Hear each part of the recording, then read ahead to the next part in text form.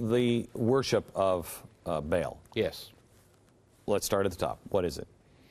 Well, I think what we have to recognize here is that idolatry that existed and was practiced 2,000 or 3,000 years ago was an idolatry that revolved around concrete symbols of dark forces.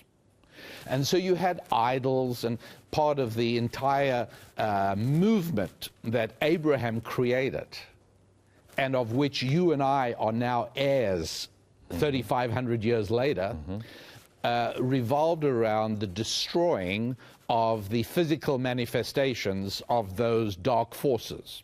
But when you destroy the physical manifestation of something, that doesn't mean that it goes away or that it vanishes. And of course, it never did.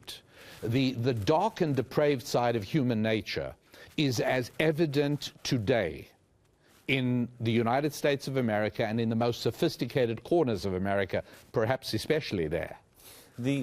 So Baal is not necessarily like I don't know. Do we have any pictures of the ancient statues of Baal or anything?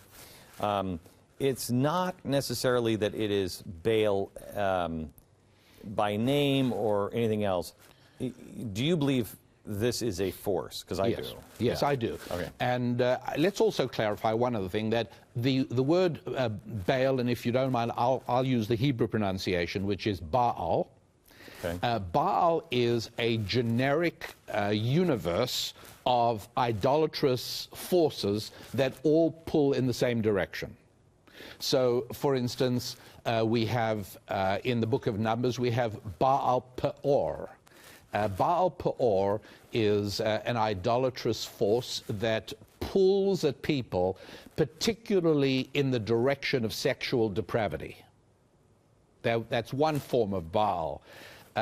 In the book of Kings, the second book of Kings, near the beginning, an amazing depiction of another Baal. This one is called Baal Zebub, or in Hebrew, the master or dominator of the flies, or, Lord. as we might know it today, Lord of the Flies. the Lord of the Flies, exactly.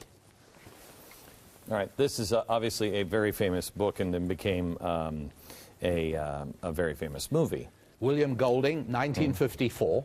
And it's interesting, the timing there, because I think what we are going to be looking at, Glenn, during the course of our conversation, and it came into sharper focus while we were chatting a little bit earlier, but we're looking at a timeline that, if you like, might start contemporary with 1954, Lord of the Flies, take us through 1962-63, the arrival of the birth control pill, take us to the summer of 68, to which you alluded in your remarks a few minutes ago, on to the summer of 69, which was Woodstock, and let's end the story for the purposes of this discussion with the concert at Altamont, California, 5 months later in December 1969. Okay. That is a period that shows a pattern.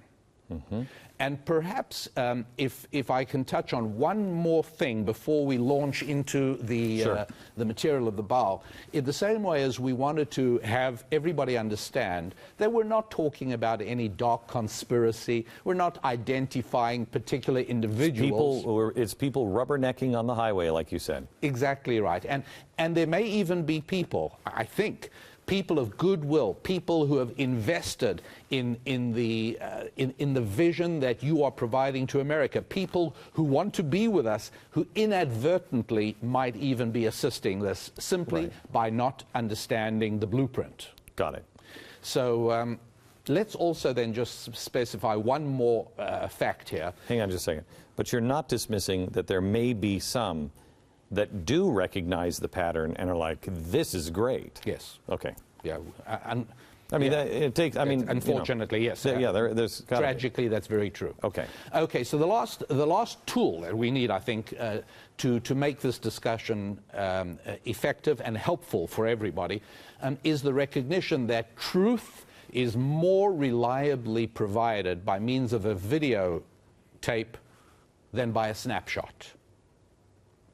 Give it to so me. I can hold up a snapshot of a smiling man and a woman in this hand, and a snapshot of a smiling man and a woman in this hand, and that neither snapshot shows you that this man and woman are a happily married couple devoted to one another and their children who are looking forward to years of joy and harmony.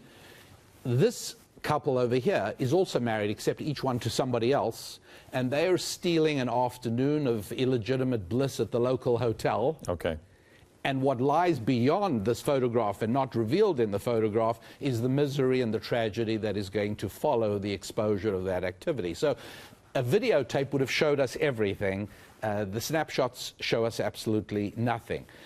You can take a snapshot of an individual in poverty, but he could be a brain surgeon in his last year of residency about to do very well as the videotape were to unfold. Right. But if we use that as a snapshot, that suggests that he's suffering and is a terror, you know, he needs our help. Farmers in Kansas need to reach into their pockets to allow this person to eat. Right. It's not exactly like that. So when we watch a deterioration, we're using a videotape. And when we say, look, it's only a few decades ago that entertainment in America saw itself as having a moral responsibility to prevent the premature sexualization of American youngsters. That was just a responsible thing for people in education to do. And so there were all kinds of debates. Should we ever show couples in bed? Well, maybe they should have separate beds, or maybe they should always be Right. 1 foot on the floor. And today it's become popular to mock and laugh and ridicule at those days and at those discussions. Right. And beyond that, that's, I think, mock and ridicule was a few years ago. Now it is promote deviancy and sexualization of everything. Yes. Everything. Yes. Okay. So you get ready, because we have to take a quick break, and then we'll come back, and then he'll start digging in next.